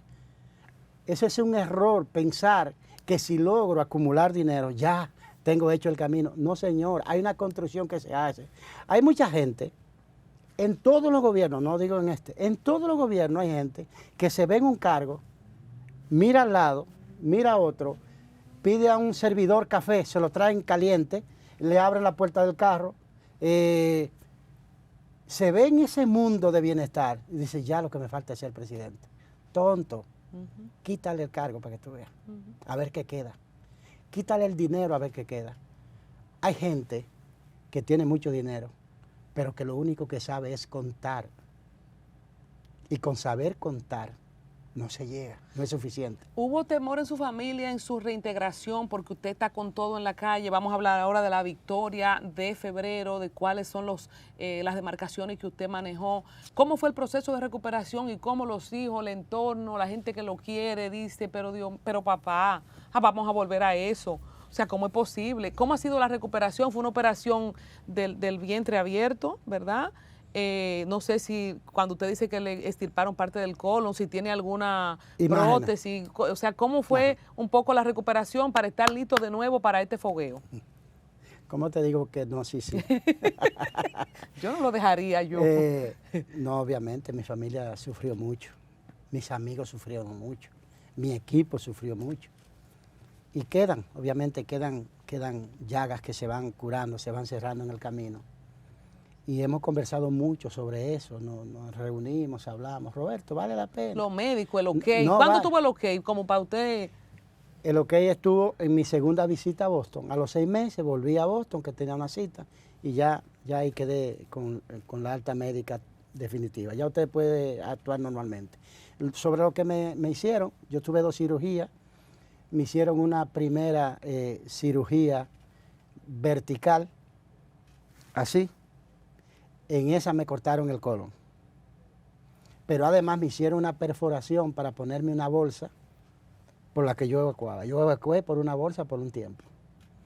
Cuando esto curó, separaron la bolsa, lo cerraron y me hicieron otra cirugía, entonces horizontal, para dejar todo como reconectado.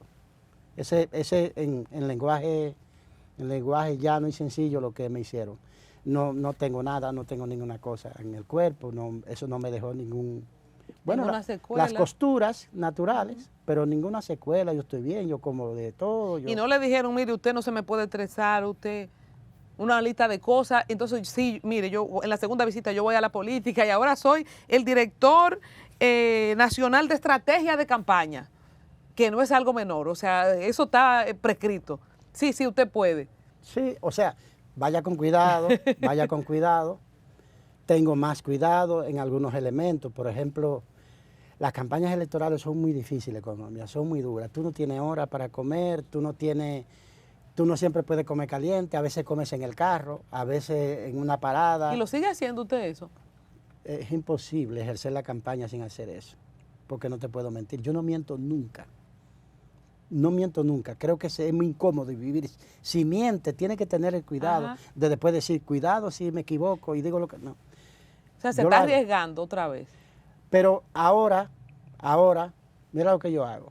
¿Ama más la política que su vida, Fulcar? No, la vida sobre todo. La vida mía y la de los otros. Recuerda que yo vivo mucho en colectivo. Y yo le digo, por ejemplo, los amigos míos que han hecho, como no pudieron convencerme de que me retire, entonces se van conmigo. Lo apoyan. Y así compartimos el camino, tenemos mi familia, se va conmigo. El sabor a miel de esta victoria, señores, más allá de lo esperado, yo creo que ustedes mismos han dicho que fue más de lo esperado en algunas demarcaciones. ¿Cuáles son las posiciones de terreno que manejó Fulcar, además de ser el jefe de estrategia de la campaña? ¿Y por qué Félix Bautista tiene que estar en Parihuela? ¿Usted se sabe esa, la de Parihuela? Sí, claro. Lo llevan en Parihuela, eso decían mis antepasados, mis abuelos, mi mamá. Porque sí que no está seguro, el cacique de San Juan. Yo estuve en muchos sitios, Colombia, te cuento. Yo estuve en Monteplata, en Nagua, en Dajabón, en Valverde, en San Juan, en Elías Piña. De hecho, en Elías Piña fue el último viaje que di, ya faltando una semana para las elecciones. Apoyar la candidata alcaldesa de Bánica, que es la primera en la historia de la República que sacó los 5 regidores de su municipio. Y apoyar al candidato de Pedro Santana, que es el más joven de la República y venció a un síndico actual, a un síndico capaz y competente.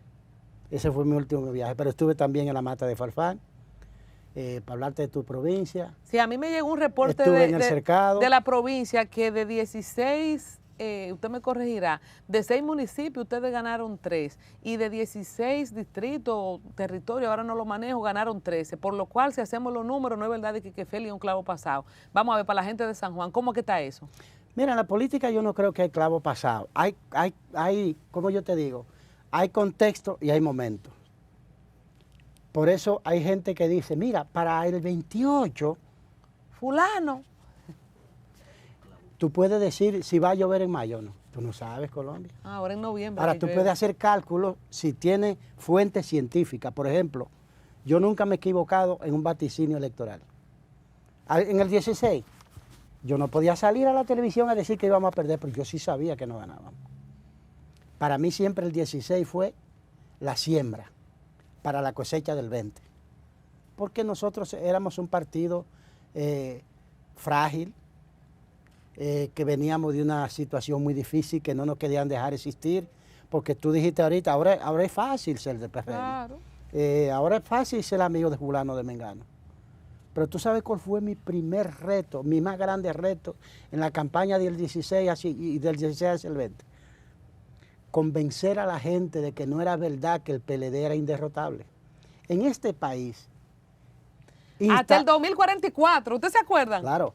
En este país, Colombia, instalado en la mente de la mayoría de los dominicanos, sí, era la imposibilidad de derrotar al PLD. Sí. Y yo me puse ronco con ese discurso. Sí, son derrotables, hagámoslo bien, hagámoslo así. Pero yo no solamente en la sociedad, la gente, lo de mi propio partido. Yo iba a la dirección ejecutiva de mi partido buscando aliento, que me apoyaran. Tira para adelante, Roberto, dale, cuenta con nosotros. No, vamos para parte. No, un valle de lágrimas.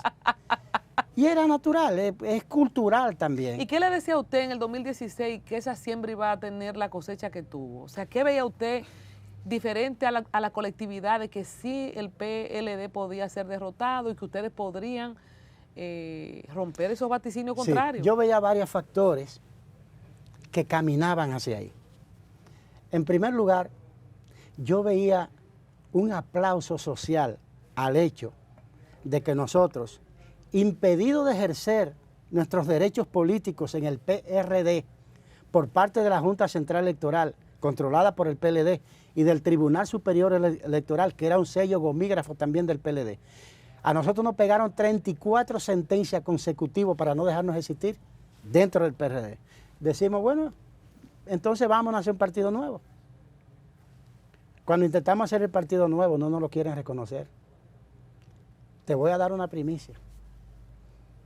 Una parte del nombre del PRM lo puso el adversario, no nosotros. Nosotros nos íbamos a llamar, era Partido Revolucionario Mayoritario. Recuerda que creamos una corriente mayoritaria.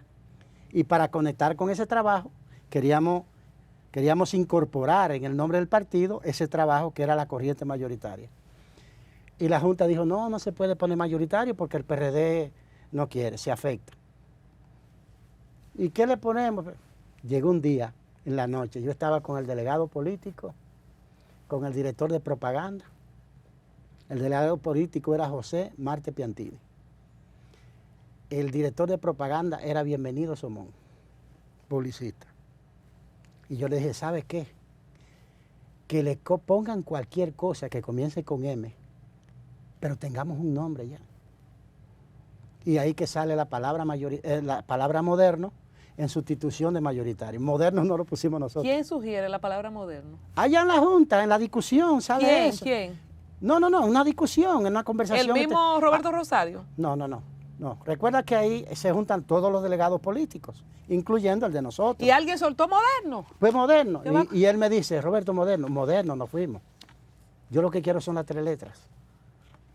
Y yo veía entonces como la gente hacía un aplauso a esa voluntad de lucha de nosotros. Ahí yo veía una siembra, veía una segunda siembra. El rumbo, el derrotero que llevaba el PLD en el poder. Ellos se emborracharon de poder. Y como dice un amigo tuyo y mío, Pablo Maquini, estaban, como que dice, estaban... embriagados de poder. Era embriagado, pero él dice otra palabra. ¿Y usted vio venir esa división? ¿Usted la vio? Sí. ¿Eso nadie lo creía? Yo la vi. ¿Por qué yo la vi? El presidente Leonel Fernández había gobernado por 3 periodos la República Dominicana. El hoy presidente Danilo Medina estaba en el gobierno. Habían pasado cosas muy duras entre ellos y mi hipótesis siempre fue, esto se va a convertir en una lucha vital por oxígeno, por un oxígeno político limitado. Cada vez que uno respira le quita al otro. Estos dos en unos años no van a poder coexistir porque la existencia de uno es la negación del otro. Y siempre lo decía en mi partido, cuando eso ocurra perdieron el poder. Esa era mi segunda fuente para convencerme de que había un camino de victoria para nosotros. En tercer lugar, la corrupción. El país se estaba hastiando, la sociedad se estaba hastiando, porque te quiero decir una cosa, que es una idea que traigo desde el 1985, que fue la primera vez que lo dije. Hay una cosa que yo llamo ceguera política corporativa. ¿En qué consiste? Es una creatividad mía, por decirlo de alguna manera. Comúnmente, cuando la gente está en el poder, ve la economía del país como están sus tarjetas de créditos, sus cuentas bancarias y sus bolsillos. Y la nevera de ellos. Ve la situación social como están sus despachos. Café a tiempo, jugo a tiempo, agua a tiempo, servicio a tiempo, vehículo nuevo. Por cierto, nunca usé un vehículo del Ministerio de Educación. Es más, nunca he tenido una placa oficial andando conmigo. Nunca tuve una tarjeta de crédito. Nunca pagué una comida del MINER. Nunca nombré, tú dijiste ahorita de nombramiento, ¿verdad? Y que nombramiento irregulares, unas empresas que no existían, que qué sé yo qué. Cuando llegué, encontré, nosotros somos una familia de profesores. Nosotros somos 5, 4 de los cuales somos maestros. La única que no es maestra es la menor que estudió temas económicos, finanzas. Mi hermana, detrás de la cual nací, había una vacante del Politécnico del Cercado, mi pueblo. Y allá se reúne la Comisión de Empleo y el director de distrito para pedirme que por favor la nombre porque le falta un director. Ya yo había dicho, mientras yo esté aquí, ningún maestro entra que no sea por concurso. Por cierto, ¿tú crees que si yo hubiese estado pensando en mí, en mi proyecto presidencial, impongo los concursos en educación para aplicar la ley? Nombro a toda esa gente para mí. Tengo la carta, te la voy a regalar, el oficio que me mandaron proponiéndola para directora y el oficio que yo respondí diciéndole, si ella aspira a ese puesto, que espere que venga el concurso y participe. A mi manita, a mi hermanita. ¿Quién ha hecho eso en la República Dominicana? Nadie. Eran bullas, la ciguapa. Era parte de la orquestación. Y te dije 2 mesas. Te digo una tercera mesa. Una tercera pata. Una tercera pata que es la de los que creen. Yo no sé qué es lo que se cree Colombia.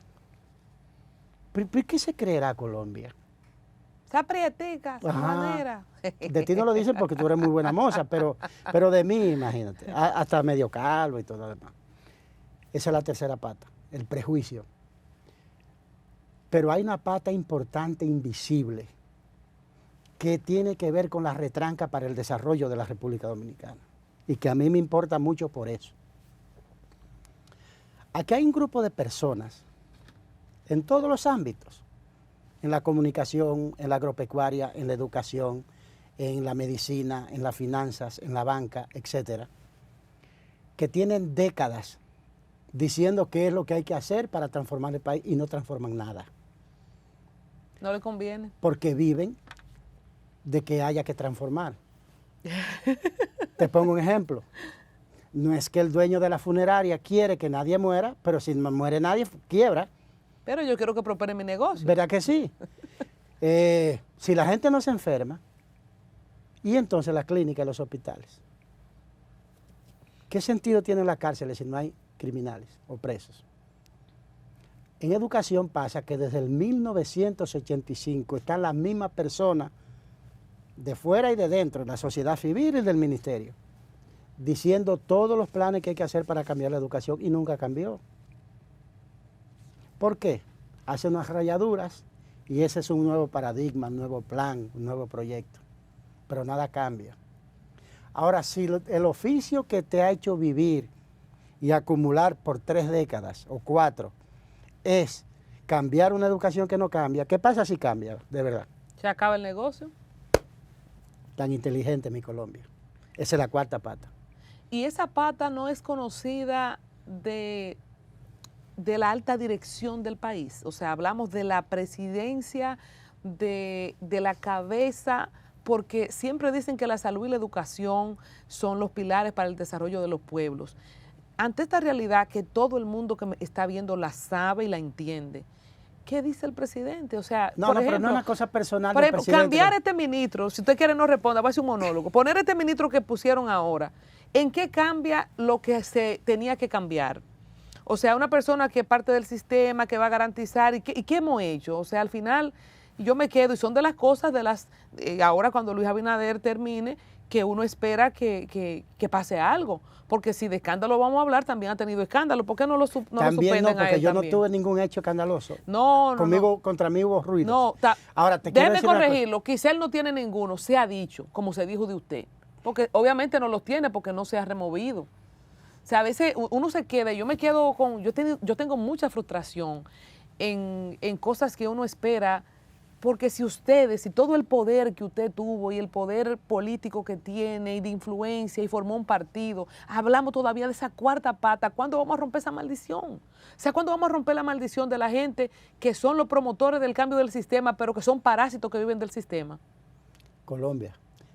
La canción de Juan Luis Guerra está igualita. Aquí no se cura ni un callo en un pie, el alcohol se lo bebieron, o sea, y uno dice, Dios mío, yo tengo un hijo de 4 años, yo quisiera que él crezca en otro país. O sea, que este país, ¿verdad?, en el que yo estoy, se convierta en algo. Bueno, yo por ética no hago alusiones personales. Fui yo que me desahogué de ahí. nadie, no. Fui yo, no diga nada. No te preocupes, pero sí una cosa te digo. No son gente necesariamente de un gobierno. Es un establishment. ¿No te has fijado que hay amigas que tú conoces, gente que tú conoces, mujeres que tú conoces, que le dijeron ahora mismo, la fiesta es en media hora, y tienen una facilidad para vestirse, calzarse, arreglarse y pintarse? Nacieron listas, nacieron listas. Y entonces tú llegas y dices, wow, ya llegaron, están aquí. Pero cambiaron la fiesta para el frente.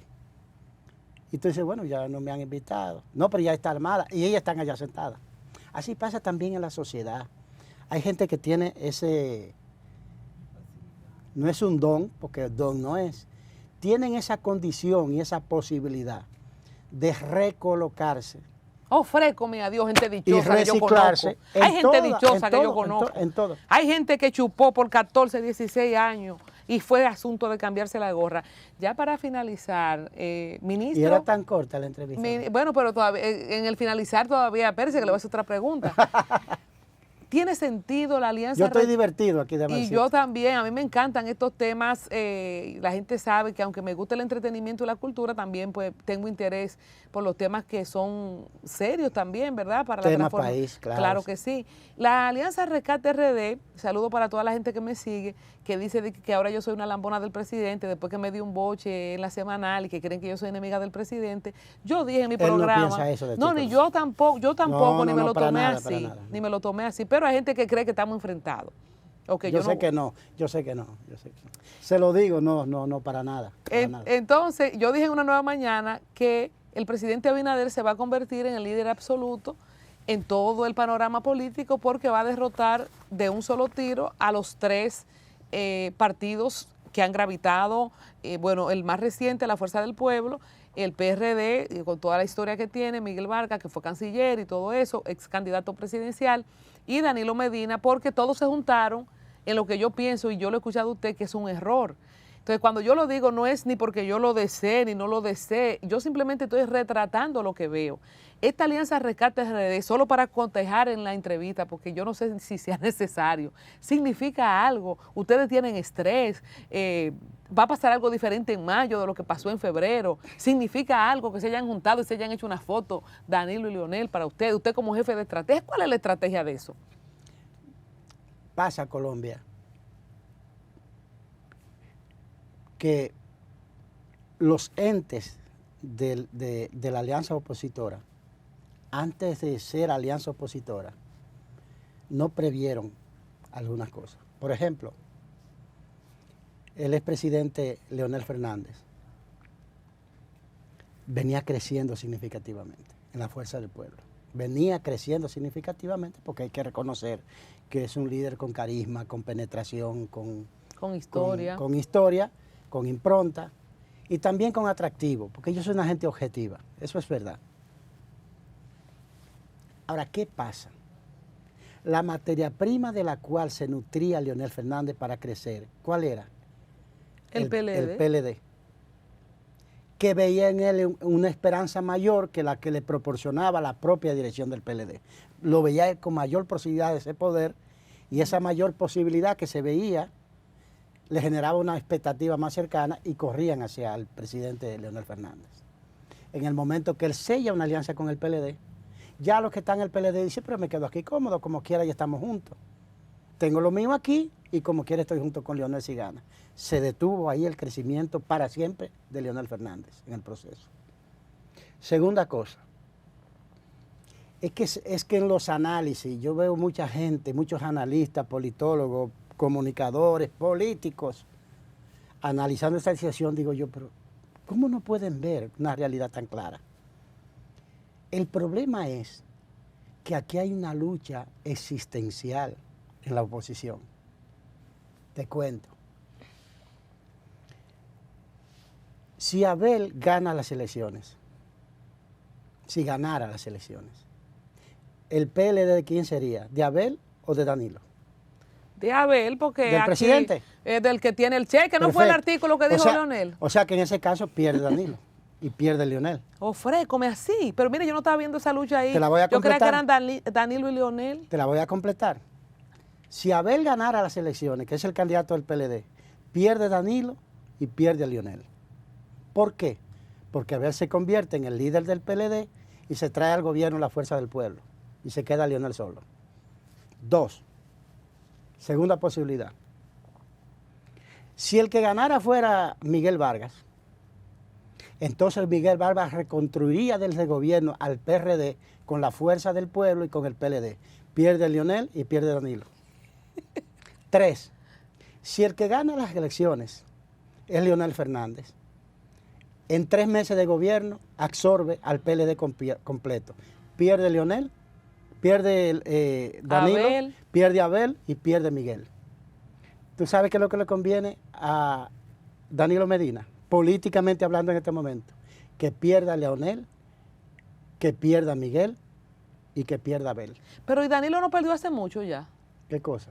Digo yo, porque ¿de qué estamos hablando? A ver si ¿qué es lo que yo no veo? Perdió el derecho constitucional de ser candidato a la presidencia, pero no sé el jefe del PLD. Recuerda que te dije que es una lucha existencial por oxígeno vital. Si uno respira, el otro se asfixia. Entonces, ¿cuál era la lógica de esa alianza? ¿Por qué usted lo ve, yo lo veo y ellos no lo vieron? Lo que yo hubiese hecho sería una sólida alianza para las municipales, que no quedara un solo territorio, que no lleváramos candidato único. Saco una mejor proporción de alcaldes, regidores, vicealcaldes, directores y vocales y subdirectores. Y construyo un relato de victoria que me diera aliento para las elecciones presidenciales. Individual. Claro. Claro, ese era el camino. Entonces Luis Abinader va a sacar un 70 a Fulcar, según las proyecciones que ustedes tienen. Mira, me gusta tu número. me gusta. Dice la oposición que ustedes están usando los recursos del Estado, cosas que hicieron todo lo que tuvieron, y que entonces ustedes están ante la OEA, que ustedes están trabajando por un 70 para quitarle ese récord que tiene Danilo de un 62. O sea, van a ir a la OEA a quejarse porque nosotros queremos ganar. Por Dios. En un próximo gobierno de Luis Abinader, si usted solo acepta cargo para lo que está formado y no vuelve a ser ministro de Educación, no sé, den una idea en qué otra cosa podríamos verlo usted sirviendo. Porque no es posible que la persona que ha hecho el trabajo para construir el partido, que de la nada vino con todas las posibilidades. De hecho, el candidato Luis Abinader, dicho por misma gente que hoy están al lado de él, que era una tallota, que era mal candidato, que no tenía carisma, que no tenía experiencia. O sea, contra todo pronóstico, ahí está. ¿Qué va a pasar con Fulcar en un próximo gobierno? Yo no lo sé, Colombia. O sea, no nos podemos adelantar a los acontecimientos. Y te digo, de corazón te digo. Pero en primera vuelta que se van. No nos podemos adelantar al acontecimiento, pero en primera vuelta. ¿Y qué van a hacer dando vueltas? ¿Marearse? A marearnos todos. No, aquí no hay escenario de segunda vuelta. No, serio, hablando serio. Mis datos, mis análisis dicen no hay escenario de segunda vuelta. No es posible. Pero además, un dato histórico. Pero primero te voy a decir que yo no estoy pensando en cargo, Colombia. Yo estoy pensando en transformaciones. Yo estoy pensando eso que nos limitó a hacer. El presidente Luis Abinader llega al gobierno con una visión y con un plan. Ahora, hay algo que él nos llevó. La montaña que representó la tragedia del COVID. Tú tienes que poner entonces en primer lugar la prioridad, primero salvar la vida de las personas, garantizar salud, garantizar educación, garantizar movilidad social, cuidar el empleo, recuperar la inversión, superar el turismo y no necesariamente todos los elementos del plan que tú traías. Esa es la responsabilidad de un gobernante. Ahora le tocará ejercer el gobierno en unas mejores circunstancias, en un contexto probablemente, porque uno no sabe si hay un imponderable, pero probablemente le toque en unas circunstancias mejores. Es el momento entonces de él aplicar el verdadero plan que construimos. Y yo lo que me importa, no es lo que le toque a Roberto, es lo que le toque al país, de lo que se beneficie la gente. Y entonces yo no he pensado ese tema de cargo, te lo digo con toda honestidad. Y finalmente sobre si habrá o no segunda vuelta, pero Colombia, en la historia de la democracia en el mundo y de las elecciones, nunca jamás nadie ha ganado el primer lugar luchando por el segundo. O sea, nos estamos matando tú y yo por el segundo lugar. Ninguno vamos a coger el primero. Será el segundo o el tercero, pero no el primero. Y habría que hablar también, Fulcar, de cuáles condiciones ameritarían lo que pasó en el 1996, que es la única vez que hemos tenido segunda vuelta. O sea, no veo esas condiciones. No va a haber segunda vuelta. Bueno, independientemente de, como usted dice, no sabemos lo que va a pasar, no tenemos la bolita de cristal. Gracias por dedicarme este tiempo. Me siento identificada con usted, con muchas cosas de su historia, cosas que uno no elige, ¿verdad? Como usted dijo, yo quisiera también tener un patrocinador, una familia rica que me patrocine. Y a veces, y esto, independientemente de que a usted le caiga bien o no el ministro Fulcar, o de que comparta o no la ideología política, todos debemos ser compromisarios de una cosa que nos quejamos, de la segmentación, del clasismo, de la poca falta de méritos que muchas veces, y eso es lo que nos ha construido un poco en la historia, de que Duarte, que se fajó, terminó haciendo vela en Venezuela y quizá otros ocuparon el lugar que le pertenecía. Es como un poco de nuestra historia que yo creo que debemos revisar, y aunque nos hemos reído y yo le he tirado ahí su zancadita a ver si usted cae, pero no cayó, un poco honrar esa gente que vienen de ser maestros, de ser limpiabotas, de ser hijo de una mujer que lava y de llegar a posiciones importantes, y que la gente, la masa, que es más que la cúpula, pueda apoyar esos ejemplos y no estar todos como papagayos repitiendo lo que nos colocan. Sí, porque colocamos a veces en el centro de la mesa las intrascendencias, las trivialidades, banalizamos mucho la discusión política y la discusión social. Y entonces eso nos quita tiempo, energía, visión y trabajo para los temas que realmente son trascendentes.